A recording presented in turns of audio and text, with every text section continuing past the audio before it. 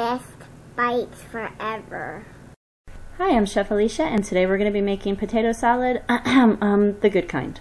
The first thing that we are going to start off with is 5 pounds of red potatoes, which you have scrubbed very super clean. And we're just going to dice those into bite-sized pieces. You won't be cutting them again after you cook them, so make sure that your pieces are bite-size. I have my 8-quart stock pot sitting over here to the side, which I'm putting my potatoes in as I'm chopping them. Then I'm going to drain them one time and refill the pot with water and add my salt. I put right around a 1/4 cup of salt in here and then 2 bay leaves. And the next thing that we're going to do is chop our celery. I have 3 stalks, which I have cleaned very well. Trim both ends and then cut them down the middle. You can do this one at a time if you want them to look really pretty, but I'm not super worried about that because it's just potato salad. And then I'm going to just give them a little turn and chop them into smaller pieces so that they're ready to go in with the potatoes. Okay, ready? Chop, chop, chop, chop. There it goes. And this is just about what we want right here. The pieces are probably around a 1/4 inch thick. I don't want like too much celery to potato ratio. And the next thing that I'm going to chop up is my shallot. I start by doing it in this direction just so I don't end up with huge chunky pieces in the end. The slices that I'm making here are somewhere between a 1/4 and an 1/8 of an inch thick, as you can see. And now I'm going to cut this long ways. Cha! Yeah, if it were only that easy, right? And now that I have them kind of diced up, I'm just going to go over them with my knife a little bit to kind of get them into finer, smaller pieces. And this is what I'm doing under my hand so that you can see better. And now we're just going to set these shallots over to the side. Meanwhile, I took my potatoes out of the pot and drained them. They're nice and tender now, and I laid them on a sheet pan to cool. And here's my egg.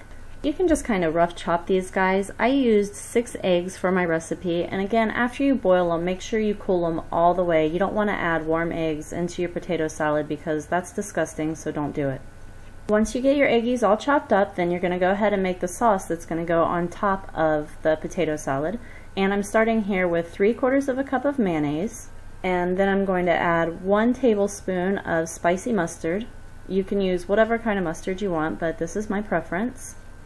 The next thing that I'm going to add in there is 1 tablespoon of red wine vinegar. I have a really tasty organic red wine vinegar that I'm using here.